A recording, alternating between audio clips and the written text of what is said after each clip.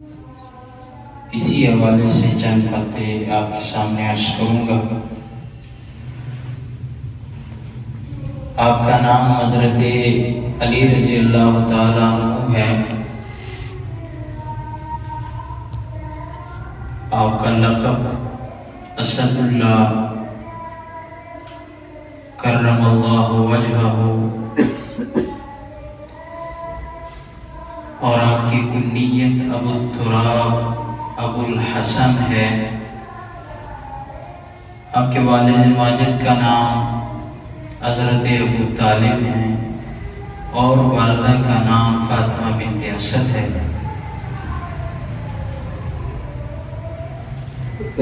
8 سال کی عمر میں حضور صلی اللہ علیہ وسلم کی پرورش میں آئے۔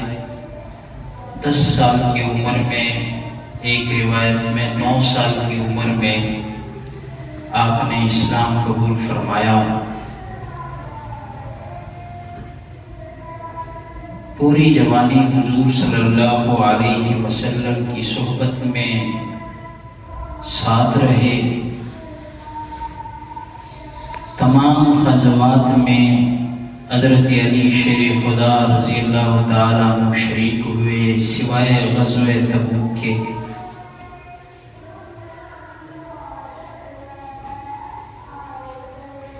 چوبیس سال کی عمر میں آپ صلی اللہ علیہ وسلم نے اپنی لخت جگر خاتون جنت حضرت فاطمہ الزہرا رضی اللہ تعالیٰ عنہ کا رشتہ دیا، داماد بنایا۔ حضرت علی کرم اللہ وجہہ کی بہت زیادہ فضیلتیں ہیں۔ اپنے دور خلافت میں حضرت علی رضی اللہ تعالیٰ عنہ کے ایسے لوگ بھی تھے جو ان کے مخالف تھے، جو حضرت علی رضی اللہ تعالیٰ عنہ کو نہیں مانتے تھے، مخالفت میں اتنے آگے بڑھ گئے تھے، جو برا بھلا کہتے تھے ان کو خوارج کہا جاتا ہے۔ اسی طرح خوارج کے بعد ایک گروہ اٹھا، حضرت علی رضی اللہ تعالیٰ عنہ کی محبت میں اتنے بلند و بالا دعوے کرنے لگے جو حد سے بھی تجاوز کر گئے۔ بعض نے حضرت علی رضی اللہ تعالیٰ عنہ کے اللہ کے ساتھ ملا دیا کہ الوہیت کے درجے کے برابر حضرت علی کا درجہ ہے، بعض نے نبوت کے ساتھ ملا دیا، بعض نے نبوت سے اوپر درجہ دیا۔ ان کا نام روافض تھا۔ اب چونکہ حضرت علی رضی اللہ تعالیٰ عنہ کے دور میں ان کی مخالفت بہت زیادہ تھی، تو فضائل بھی جا بجا بیان کیے جاتے تھے۔ بعض ایسی روایات حضرت علی رضی اللہ تعالی عنہ کی فضیلت میں وارد کی گئی جن کی کوئی اصلیت نہیں ہے، ان کو موضوع کہا جاتا ہے، جو اپنی طرف سے گھڑی ہوئی ہیں۔ بہرحال آپ کے سامنے چند باتیں ذکر کرنے لگا ہوں جن کی اصل بھی موجود ہے، جن کا حوالہ بھی موجود ہے۔ ہم اہل سنت والجماعت نہ افراد کے قائل ہیں نہ تفرید کے قائل ہیں، ہم درمیانے راستے پہ چلتے ہیں۔ ہمارا عقیدہ ہے کہ اللہ کے بعد جس کا مرتبہ ہے وہ نبوت کا مرتبہ ہے، اور نبوت کے بعد سب سے بڑا مرتبہ جس کا ہے وہ صحابیت کا مرتبہ ہے، اور صحابہ میں سے سب سے بڑا مرتبہ جو ہے وہ حضرت ابو بکر صدیق رضی اللہ تعالی عنہ کا مرتبہ ہے۔ اس کے بعد دوسرے نمبر پہ حضرت عمر رضی اللہ تعالی عنہ کا مرتبہ ہے، تیسرے نمبر پر حضرت عثمان ذوالنورین رضی اللہ تعالی عنہ کا مرتبہ ہے، چوتھے نمبر پر حضرت علی کرم اللہ وجہہ کا نمبر ہے۔ حضرت علی رضی اللہ تعالی عنہ کو اللہ نے بے پناہ خوبیوں سے نوازا تھا، حضور کے ساتھ رشتہ بھی مضبوط، کزن لگتے ہیں، چچا زاد بھائی ہیں، حضور کی پرورش میں رہے ہیں۔ حضرت علی رضی اللہ تعالیٰ عنہ کی چار بڑی بڑی فضیلتیں۔ پہلی فضیلت صحابیت کی فضیلت ہے کہ حضرت علی رضی اللہ تعالیٰ عنہ نے بچوں میں سب سے پہلے اسلام قبول فرمایا۔ یہ اولیت، سب سے پہلے اسلام کا قبول فرمانا، یہ سب سے بڑی فضیلت ہے۔ کتابوں میں یہ بات لکھی ہے تفصیلاً کہ بڑے مردوں میں سب سے پہلے اسلام قبول کرنے والے خلیفہ بلا فصل حضرت ابوبکر صدیق رضی اللہ تعالیٰ عنہ، اور عورتوں میں سب سے پہلے اسلام قبول کرنے والیوں میں سے خوش نصیب عورت امہات المومنین میں سے زوجہ اول حضرت خدیجۃ الکبریٰ رضی اللہ تعالیٰ عنہ، اور غلاموں میں سے سب سے پہلے اسلام قبول کرنے والے خوش نصیب غلاموں میں سے حضرت زید بن حارثہ رضی اللہ تعالیٰ عنہ، اور بچوں میں سب سے پہلے اسلام قبول کرنے والے حضرت علی المرتضیٰ رضی اللہ تعالیٰ۔ تو یہ سب سے بڑی فضیلت، پہلی فضیلت وہ صحابیت کی ہے کہ انہوں نے بچوں میں سب سے پہلے اسلام قبول کر لیا۔ بعض روایات میں 9 سال کی عمر میں، بعض روایات میں 10 سال کی عمر میں انہوں نے اسلام قبول کر لیا۔ یہ بھی روایت ملتی ہے سیرت خلفاء میں، تاریخ الخلفاء میں بھی ہے۔ حضرت شاہ ولی اللہ رحمۃ اللہ علیہ نے بھی لکھا ہے کہ جب ایک مرتبہ حضور صلی اللہ علیہ وسلم نماز ادا فرما رہے تھے، حضرت علی ساتھ تھے، حضرت علی بھی نماز پڑھ رہے تھے، ابو طالب باہر نکلے، جب نظر پڑی کہ کیا کر رہے ہو، اوپر نیچے ہو رہے، تو یہ اسلام سامنے پیش کر دیا گیا، سمجھایا کہ یوں میں نے تو لا الہ الا اللہ محمد رسول اللہ کا کلمہ پڑھ لیا، ارے یہ کیا؟ فرمایا یہ تو اسلام ہے، اس کو اسلام کہتے ہیں، اللہ ایک ہے دوسرا نہیں ہے، توحید سمجھائی۔ تو کہنے لگے بات تو تمہاری بھی غلط نہیں ہے، ٹھیک ہے، بات تو تمہاری بھی غلط نہیں، ٹھیک ہے۔ حضرت علی خود فرماتے ہیں کہ حضور نے فرمایا پھر آپ بھی نماز پڑھ لینا ہمارے ساتھ۔ تو کہنے لگے مجھ سے یہ سرین نیچے نہیں ہوتی۔ حضرت علی جب بھی اس روایت کا تذکرہ فرماتے تو ہنستے کہ میرے ابو جی نے ایسی بات کی کہ میں سرین نیچے نہیں کر سکتا۔ اس سے ایک اور لطیفہ یاد آ گیا، ہمارے بعض بزرگوں کے پاس تبلیغی جماعت والے گئے، کہا کہ سروزے کے لیے ہمارے ساتھ نکل جاؤ، کم از کم نماز تو سیکھ لو گے، یہ کلمہ تو ٹھیک کر لو گے، یہ دعائیں تو سیکھ لو گے۔ تو انہوں نے کہا ٹھیک ہے تہاڈا کام بھی ٹھیک ہے، لیکن اصل گل ہے کہ ساڈے کول بسترے چکن نہیں ہوتے، سمجھ آ گیا؟ جماعت والے بھی بڑے تیز ہوتے ہیں تو کہتے ہیں بستر اٹھانا وہ ہمارا ذمہ، آپ ہمارے ساتھ چلیں۔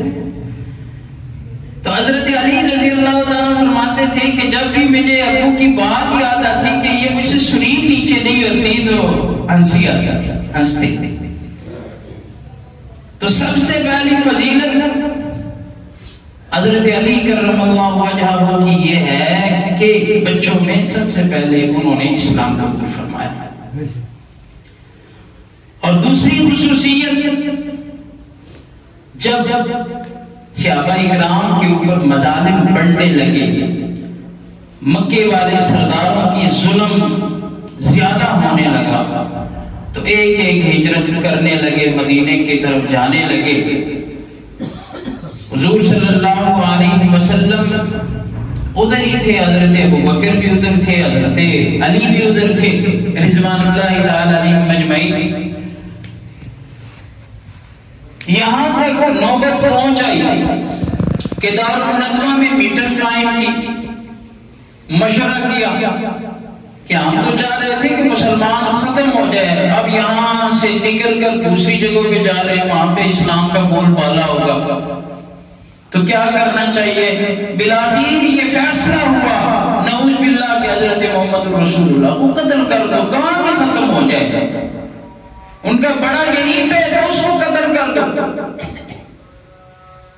ادھر اللہ کا حکم ہوا کہ محبوب آپ کے خلاف یہ لوگ قتل کا منصوبہ بنا رہے ہیں، اب آپ کو حکم ہے کہ آپ یہاں سے ہجرت کر لو۔ حضرت ابوبکر صدیق رضی اللہ تعالیٰ عنہ رفیق ہجرت تھے، ہجرت فرمانے سے پہلے، ہجرت کرنے سے پہلے، شروع کرنے سے پہلے حضرت علی کو بلایا، حضرت علی آئے، علی کو کہا علی آئیے میری چارپائی پہ لیٹ جائیے، چادر اوڑھ کے سو جائیے، آپ کو میں ایک ذمہ دیتا ہوں، ایک کام آپ کے ذمہ لگاتا ہوں، وہ یہ ہے کہ میں تو ہجرت کرنے لگا ہوں، یہ لسٹ ہے فلاں فلاں کافر نے ہمارے ہاں میرے ہاں امانتیں رکھی ہیں، اور یہ امانتیں آپ نے صبح اٹھ کے سب کو دینی ہیں، پھر آ کر مدینے میں میری اور آپ کی ملاقات ہوگی۔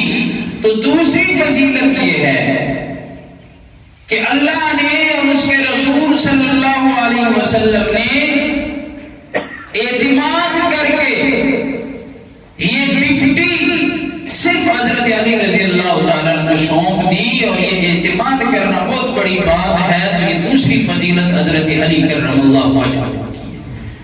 یہاں بے نکتہ بھی سمجھ گئی، لوگوں کی امانتوں کا اعتماد اللہ نے حضرت علی کے اوپر کیا، اور اللہ کی امانت جو حضور ہے اس کا اعتماد اللہ نے حضرت ابوبکر صدیق کے اوپر کر دیا۔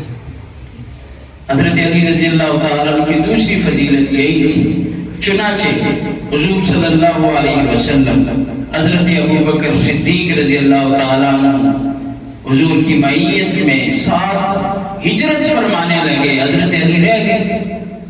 حضرت علی نے اس اعتماد پر پورا اترتے ہوئے تمام کافروں تک وہ امانتیں پہنچائیں، اور واپس پھر پیچھے مدینے چلے گئے ہجرت فرمانے۔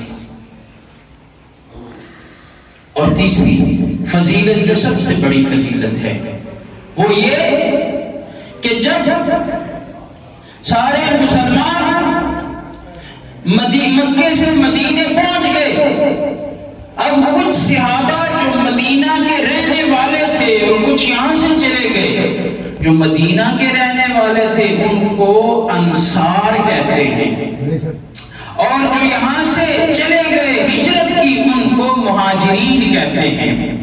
حضور صلی اللہ علیہ وسلم نے مواخات قائم کی، بھائی چارہ قائم کیا، ایک مہاجر اور ایک انصاری کو آپس میں بھائی بھائی بنا دیا، اب وہ کاروبار میں اور سارا کچھ میں شریک ہوتے تھے، اب سب کی جوڑیاں بنا دی، بھائی چارہ قائم کیا گیا۔ حضرت علی رہ گئے، حضرت علی نے فرمایا یا رسول اللہ میرا کیا بنے گا؟ حضور نے عجیب جملہ ارشاد فرمایا، یہ بھی فضیلت حضرت علی کی ہے، فرمایا علی انت اخی فی الدنیا والآخرہ، علی آپ کا بھائی میں ہوں، دنیا اور آخرت میں آپ میرے بھائی ہیں، دنیا اور آخرت میں آپ کے لیے کوئی بھائی چارے کی ضرورت نہیں۔ یہ حضرت علی کی تیسری فضیلت ہے۔ 24 سال کی عمر میں جوان ہے، نبوت نے انتخاب اپنی بیٹی کے لیے حضرت علی کا کیے۔ چوتھی فضیلت ہے، سب سے بڑی فضیلت، کہ اپنے لخت جگر خاتون جنت حضرت فاطمہ الزہرا رضی اللہ تعالی عنہا کو حضرت علی کے نکاح میں دے دیا۔ در حقیقت انتخاب نبوت اللہ کا انتخاب ہے۔ حدیث پاک میں ارشاد گرامی حضور صلی اللہ علیہ وسلم نے فرمایا وَلَا تَزَوَّجْتُ بَنَاتِي إِلَّا بِوَحْيٍ جَاءَ جِبْرَائِیلَ علیہ السلام کہ میں نے اپنے کسی بیٹے کی نکاح بغیر وحی کے نہیں کی. اللہ کا پیغام آیا، اللہ نے بتایا کہ بیٹی کا نکاح فلان کے ساتھ کر دو، تب میں نے نکاح کر کے دیا تھا. معلوم ہوا کہ اللہ نے حضرت فاطمہ الزہرا کے لیے حضرت علی کو چنا. تو یہ 4 بڑی بڑی فضیلتیں ہیں حضرت علی کرم اللہ وجہہ. اس کے بعد حضرت علی رضی اللہ عنہ جب خلیفہ ہوئے، دوران خلافت شہادت تک کوئی باہر کی اسلام میں کوئی ترقی نہیں ہوئی، کیونکہ اندرونی سازش بہت زیادہ تھی. 3 بڑے بڑے جنگ ہوئے، جنگ جمل، جنگ صفین، جنگ نہروان. آخری جنگ خوارج کے خلاف تھی. اس میں نقصان بھی بہت بڑا ہوا. اب یہاں پر جو حضرت علی رضی اللہ عنہ کی خلافت کا دور ہے، اسی میں پھر 2 فرقے بن جاتے ہیں. ایک اہل سنت والجماعت کا فرقہ بن جاتا ہے. اسی کو دیکھتے ہوئے بعض لوگ افراط و تفریط سے کام لے لیتے ہیں تو ان کا نقصان ہو جاتا ہے، اور بعض لوگ اعتدال پہ قائم رہتے ہیں جو علماء حقہ کے ساتھ ہیں اور ان کی باتیں سنتے ہیں، ان کو ٹائم دیتے ہیں، ان کی مجلس پہ بیٹھتے ہیں، ان سے پوچھتے ہیں، اور جن کے پاس ٹائم نہیں ہے وہ تو پھر اپنے آپ سے گلا کرتے. حضرت عثمان رضی اللہ تعالیٰ عنہ بلوائیوں نے شہید کیا بڑی بے دردی کے ساتھ، قرآن کے اوپر بیٹھے ہوئے 40 دن کا روزہ، پانی بند، کھانا شانا نہیں، قرآن پہ بیٹھے. آخری قطرہ خون کا فَسَيَكْفِيكَهُمُ اللَّهُ پہ گرا اور اس دنیا سے چلے گئے. ان کی بیوی نائلہ آگے ہوئی، نائلہ کی بھی انگلیاں کٹ کر انہوں نے عثمان کا کرتا اور اپنی یہ کٹی ہوئی انگلیاں لپیٹ کر اپنے بھائی حضرت عثمان کو بھیج دی کہ یہ میرا بدلہ کوئی بھی نہیں لے سکتا، آپ لے لیں. بڑی غیرت کی بات ہے نا. آج فون آ جائے بیٹی یا بہن کا تو ہم کتنے تڑپتے ہیں، میری بیٹی پہ آپ نے ظلم کیا، رشتہ ختم کر دو، فلانا کر دو. ہوتا نہیں ہوتا. یہ بھی تو غیرت کی بات ہے. حضرت عثمان رضی اللہ تعالیٰ عنہ کی شہادت کے بعد حضرت علی رضی اللہ تعالیٰ عنہ مسند خلافت پہ جلوہ افروز ہوتے ہیں. تمام صحابہ نے بیعت کی، بلوائی بھی آگر انہوں نے بھی بیعت کر. اس میں حضرت طلحہ، حضرت زبیر بھی تھے رضی اللہ تعالیٰ عنہ، بڑے بڑے صحابہ تھے، جنتی صحابہ ہیں، انہوں نے بھی بیعت کی. اس کے بعد مدینے سے مکے نکل گئے. حضرت عائشہ رضی اللہ تعالیٰ عنہ پہلے سے مکے میں موجود تھی، وہاں پہ گئے، صورتحال سنائی کہ حضرت عثمان کو تو شہید کر دیا گیا اتنی بے دردی کے ساتھ. اب کیا پوزیشن ہے مسلمانوں کی، یہ پوزیشن ہے، سارا واضح کر دیا. تو حضرت عائشہ نے کہا اللہ خیر کرے. ان 2 بڑے صحابہ نے اس صلح والی آیت پیش کر دی کہ دیکھیں ثالث آ کے صلح کرتا ہے، آپ کردار ادا کریں، مسلمانوں کو ایک کریں. بعض مسلمان اسی پہ ڈٹے ہوئے ہیں، ان کے دل مطمئن نہیں ہے کہ جب تک قاتلین عثمان کو سولی پہ نہیں چڑھایا جائے گا اس وقت تک ہم بیعت نہیں کریں گے. بعض لوگوں نے کر لیے. آپ صلح والا کردار ادا کریں، نہیں تو اللہ آپ سے پوچھے گا. ٹھیک ہے ادا کر لیں گے. قرآن کی آیت کو دیکھتے ہوئے بڑی عالمہ تھی، فاضلہ تھی، بہت زیادہ احادیث مروی ہیں حضرت عائشہ رضی اللہ تعالیٰ عنہ سے. تو مشورہ ہوا کہ سب سے پہلے ہمیں ان علاقوں کے علاوہ بلوائیوں کے خلاف ایسا علاقہ اختیار کرنا چاہیے جہاں جا کر ان کی پہنچنا ہو، جہاں سے ہم نہ حضرت علی رضی اللہ تعالیٰ عنہ کو بلوائیوں کے پنجوں سے آزاد کروا لیں. پھر ہم ایک ہو کر قاتلین عثمان کو اپنے کیفر کردار تک پہنچا دیں گے. انہوں نے بصرے کا انتخاب کیا، بصرے کی طرف چلنے لگے. ادھر بلوائیوں کو پتہ چلا کہ اگر یہ چلے گئے اور ایک ہو گئے تو ہماری خیر نہیں. انہوں نے شرارت کی، شرارت عجیب طریقے سے کی.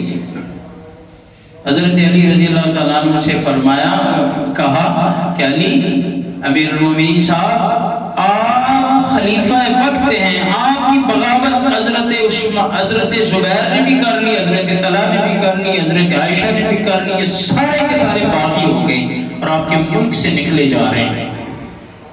وہاں سے فوجیں تیار ہوئی، حضرت علی رضی اللہ عنہ کی فوج بھی چلی گئی، بصرے کے باہر ڈیرا لگا دیا۔ اس کو کہتے ہیں جنگ جمل، ٹھیک ہے، وہاں پہ ڈیرا لگایا، میں مختصر بتا رہا ہوں، ڈیرا لگایا۔ اب آمنے سامنے لشکر، وہاں بھی مسلمان یہاں بھی مسلمان، بلوائی شامل، بلوائی دیکھ رہے ہیں ہم کیا ہو رہا ہے۔ حضرت عائشہ نے کہا اور اچھا ہو گیا، حضرت علی رضی اللہ عنہ بھی آ گئے ہیں، ہم آپ تصفیہ کرتے ہیں، آپس میں ایک ہو جاتے ہیں اور بلوائیوں کا کام ختم کر دیتے ہیں۔ تو ہوا یوں کہ دو صحابہ اکرام آئے، سب سے پہلے حضرت علی سے بات کی، حضرت علی نے کہا ٹھیک بات ہے، یہ تو اس میں کوئی ایسی بات نہیں ہے مخالفت والی۔ وہاں حضرت عائشہ سے بات کی، ٹھیک ہے، یہ تو 2 دن دوسری رات یا تیسری رات بلوائیوں نے سوچا یہ مسلمان تو ایک ہونے لگے، اب ہماری خیر نہیں ہے، ہم تو ویسے بھی نامزد ہیں، ہم نے تو حضرت عثمان کو قتل کیا۔ تو اس وقت ان کا سردار جو تھا عبداللہ بن سبا ہے، جو رافضیت کی بنیاد رکھنے والا ہے، جس نے رافضیت کی بنیاد رکھی۔ عبداللہ بن سبا نے کہا شرارت کرو، ان کو آپس میں لڑاؤ، نہیں تو ہماری خیر نہیں۔ اب رات کو اپنے ہی ساتھیوں کو کہا کچھ اس طرف ہو جاؤ، کچھ اس طرف ہو، وہ انہوں نے ان پر حملہ کر دیا۔ آپس میں مشورہ کیا کہ جب حملہ ہو جائے ہم جائیں گے حضرت علی کے پاس، حضرت علی رضی اللہ عنہ سے کہیں گے کہ انہوں نے آپ کے خلاف بغاوت کر دی ہے، جنگ کرو۔ حضرت عائشہ سے کہیں گے انہوں نے آپ کے معاہدے کی خلاف ورزی کی ہے، جنگ کرو۔ اب آپس میں مسلمان، پھر جنگ شروع ہو جائے گی، ہماری حفاظت ہو جائے گی۔ چنانچہ ایسے ہی انہوں نے شرارت بازی سے کام لیا اور اس جنگ میں تقریباً 11,000 مسلمان شہید ہوئے۔ اس کو کہتے ہیں جنگ جمل۔ پھر 37 ہجری میں جنگ صفین، جنگ صفین حضرت امیر معاویہ رضی اللہ تعالی عنہ کے ساتھ ہوئی، وہ بھی اسی بات پہ ہوئی۔ حضرت امیر معاویہ نے کہا ہم آپ کو امیر المومنین مانتے ہیں، لیکن ہماری ایک شرط ہے، پہلے قاتلین عثمان کو سولی پہ لٹکا دو، پھر ہم آپ کی بیعت کرتے ہیں۔ بات ایک ہی تھی۔ چنانچہ جب آمنے سامنے بلوائیوں نے دیکھا یہ تو پھر بات بننے لگی ہے، انہوں نے پھر شرارت کی، پھر مسلمان آپس میں لڑنے لگے۔ ان جنگوں میں بڑے بڑے صحابہ اکرام سائڈ پہ بیٹھے ہوئے تھے، انہوں نے کوئی جنگ میں شرکت نہیں کی۔ چنانچہ حضرت ابو ہریرہ کے متعلق ایک بات آتی ہے کہ وہ لڑتے تو حضرت علی کی جانب سے تھے اور کھانا جو کھاتے تھے نا حضرت امیر معاویہ کے دسترخوان پہ بیٹھ کر کھاتے تھے۔ کسی نے پوچھا یہ حضرت آپ کیا کر رہے ہیں؟ کہا وہ تو وقت کے امیر المومنین ہے نا، ان کے لشکر میں لڑنا تو میرا فرض ہے، نماز بھی پڑھنی ان کے پیچھے، کیونکہ امیر المومنین ہے نا، اور کھانا آپ لوگوں کا اچھا ہے، میں ادھر بیٹھ کے کھاؤں گا۔ یعنی ایسے ذہن تھے، اسلام والے ذہن تھے۔ بلوائیوں نے شرارت کی۔ اس وقت جب لڑائی ہوئی حضرت علی رضی اللہ عنہ کی فوج کمزور ہوئی۔ حضرت امیر معاویہ نے حکم دیا کہ حضرت علی کو زندہ گرفتار کرو، کچھ کہنا نہیں ہے۔ انہوں نے کہا زندہ گرفتار کرنا مشکل ہے، ہم اسے بھی شہید کر دیتے ہیں، آپ کے پاس لے آتے ہیں۔ کہہ رہے نہیں نہیں یہ ناجائز ہے، بالکل بھی ایسے نہیں کرنا۔ انہوں نے کہا حضرت علی کو زندہ گرفتار کرنا یہ تو بہت مشکل ہے، کچھ کرو حضرت علی کو تاکہ تصفیہ ہو جائے۔ حضرت علی رضی اللہ تعالیٰ خود تلوار جنگ کے میدان میں آ گئے۔ شام کے فوجی آئے، انہوں نے قرآن ایسے اٹھایا، کیا وہ اس قرآن پہ فیصلہ کرتے ہیں؟ حضرت علی نے جب قرآن کو دیکھا تو اپنی تلوار واپس نیام میں ڈالی۔ ٹھیک ہے، بیٹھ گئے، کیا بات ہے؟ جی کچھ بات نہیں، آپ کو امیر المومنین مانتے ہیں، آپ ہمارے بڑے ہیں، بات یہ ہے۔ تو اس کے بعد یہ تصفیہ ہوا۔ اب یہیں سے دیکھیں بعض ابھی روافض آتے ہیں، حد سے تجاوز کرتے ہیں، وہ کہتے ہیں دیکھو حضرت علی کے خلاف حضرت عائشہ ہو گئی، جی اس پہ حکم لگا دیا، حضرت امیر معاویہ ہو گئے، اس پہ حکم لگا دیا۔ ٹھیک ہے، فلانا صحابی حضرت علی رضی اللہ عنہ کے خلاف جنگ کر رہا تھا، اس پہ حکم لگا دیا. یعنی افراط و تفریط کے شکار ہو جاتے ہیں، اعتدال والے راستے سے ہٹ جاتے ہیں، پھر ایمان کا کباڑا ہو جاتا ہے. اب یہاں پہ ایک حدیث سنا کر میں اجازت چاہوں گا. مسند احمد کی حدیث ہے، مختلف طرق سے یہ حدیث کتابوں میں موجود ہے. یہ ویسی بات نہیں کر رہا، میں نے پہلے آپ کو بتا دیا نا، بعض لوگ بغیر سند کے باتیں کرتے ہیں. میں جو بھی حدیث بیان کروں اس ممبر رسول پہ بیٹھ کے آپ کا حق بنتا ہے، آپ حوالہ مانگ سکتے ہیں. مسند احمد کی حدیث ہے، اس کا مفہوم یہ ہے، حضور کا فرمان ہے. حضرت علی نے فرمایا، جو حضور نے کہا علی تیری وجہ سے نا 2 فرقے جہنم میں جائیں گے. کون؟ فرمایا ایک وہ فرقہ جو مبغض مفرط ہے، جو بغض میں اتنا حد سے بڑا ہوا ہے کہ آپ کو برا بلا کہتا ہے، آپ کے مخالف ہو کے ان کو خوارج کہتے ہیں. خوارج حضرت علی کے بالکل خلاف تھے، برا بلا کہتے تھے.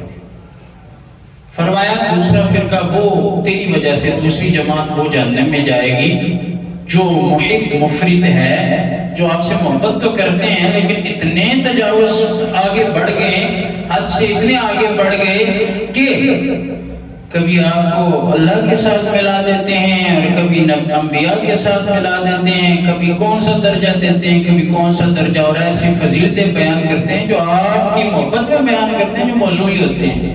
فرمایا وہ روافض ہے، ایک خوارج ایک روافض، درمیان میں اہل سنت والجماعت الحمدللہ یہ عقیدہ ہے کہ وہ حضرت علی سے پیار بھی کرتے ہیں، محبت بھی کرتے ہیں، اہل بیت کا حصہ بھی مانتے ہیں، لیکن وہ ان روایات سے انکار کرتے ہیں جو روایت ثابت نہیں.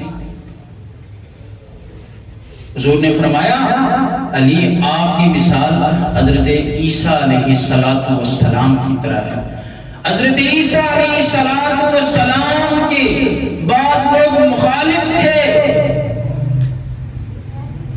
اور مخالفت میں آگے بڑھ گئے یہود و نصارہ، اس کی وجہ سے وہ جہنم میں چلے جائیں گے. اور بعض لوگ حضرت عیسیٰ علیہ السلام کے حواری عیسائی اتنے آپ کی محبت میں آگے بڑھ گئے کہ کہنے لگے کہ عیسیٰ ابن اللہ، حضرت عیسیٰ علیہ السلام اللہ کے بیٹے ہیں. نعوذ باللہ. فرمایا آپ کی مثال بھی ایسی ہے. بعض لوگ آپ کے اتنے مخالف بن جائیں گے، خوارج آپ کی وجہ سے جہنم میں جائیں گے. اور بعض لوگ روافض کی شکل میں، روافض میں بھی پھر گرو فرقے بنے ہوئے ہیں. بعض لوگ اللہ تک آپ کو ملا دیتے ہیں، للہیت میں حضرت علی کو بھی شریک کر لیتے ہیں، اور بعض لوگ انبیاء کے درجہ دیتے ہیں، اور بعض لوگ اماموں سے بھی یعنی انبیاء سے اوپر کا درجہ آپ کو دیتے ہیں، صحابہ میں سب سے افضل قرار دیتے ہیں. مطلب مختلف گرو فرقے. یہ تو قیامت کی علامات میں سے علامت ہے، اسے تو ہم نہیں روک سکتے.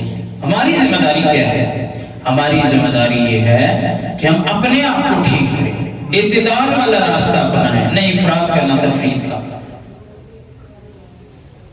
تو حضرت علی کرم اللہ وجہہ کی بہت زیادہ شان ہے. بلکہ میں غزوہ خیبر والی بات بتا دوں. غزوہ خیبر میں حضور صلی اللہ علیہ وسلم نے جب قلعہ فتح نہیں ہو رہا تھا تو کہا کہ کل میں ایک ایسے بندے کو یہ جھنڈا دوں گا جس کے ہاتھ پہ اللہ تعالیٰ اس قلعے کو فتح کر دے گا. اور وہ ایسا بندہ ہے، اس کی علامت بیان کر دی، یحب اللہ و رسولہ، کہ اس سے وہ اللہ اور رسول سے محبت کرتا ہے. صرف وہ محبت نہیں کرتا، یحبہ اللہ و رسولہ، اللہ اور اس کا رسول بھی اس سے محبت کرتا ہے. یہ بھی محبت کرتا ہے، اللہ اور اس کے رسول بھی اس سے محبت کرتے ہیں. فرمایا یہ کون ہوگا؟ حضرت عمر فرماتے ہیں میرے دل میں کبھی بھی تمنا نہیں آئی کہ میں اس چیز میں آگے بڑھوں، لیکن اس وقت میرے دل میں بھی تمنا تھی کہ کاش یہ جھنڈا مجھے مل جائے. ٹھیک ہے. جب صبح ہوئی حضور نے کہا علی کدھر ہے؟ کہا کہ علی کے آنکھوں میں تکلیف ہے، آنکھیں خراب ہیں، لایا گیا، حضور کا معجزہ یہاں پہ صادر ہوا، حضور نے اپنے لعاب مبارک لگایا، حضرت علی کی آنکھیں بالکل ٹھیک ہو گئی، حضرت علی کو جھنڈا پکڑایا اور اسی کے ہاتھ اللہ تعالیٰ نے خیبر کے قلعے کو فتح کر لیا۔ تو حضرت علی سے اللہ کی بھی محبت تھی، رسول کی بھی محبت تھی، خود بھی وہ محبت کرنے والے تھے۔ جب اللہ اور رسول کی محبت تھی، ہمیں بھی محبت ہے، ٹھیک ہے؟ اس محبت کو ہم بھی اپنے ایمان کا بولیں، ایمان کا جز سمجھتے ہیں، ٹھیک ہے؟ لیکن اس محبت میں اتنے بھی آگے نہیں بڑھتے کہ بغیر علم کے ہم کہیں حب کا شیومی و یسم، کسی چیز کی محبت انسان کو بہرا اور اندھا بنا دیتا ہے کہ جب کبھی کبھار کسی سے محبت ہوتی ہے نا، محبوب سے پوچھو یار اس میں رکھا کیا ہے، کیوں خاندان کا نام بدنام کر رہے ہو، آپ اس لڑکی کے پیچھے لگے ہو، آگے سے کہتے ہیں یار اس کے خلاف کوئی بات نہیں کرنی، مجھ سے نہ برداشت نہیں ہوتی۔ کوئی اسے کہے یار اس میں یہ عیب ہے، کہتے ہیں نہیں جی، عیب کو بھی الٹا کر کے وہ ٹھیک پیش کرے گا۔ سمجھ آئے؟ ہماری محبت اہل بیت کے ساتھ، اور اللہ تعالی ہمیں اہل بیت اور صحابہ اکرام کے نقش قدم پر چلنے کی توفیق عنایت فرمائے۔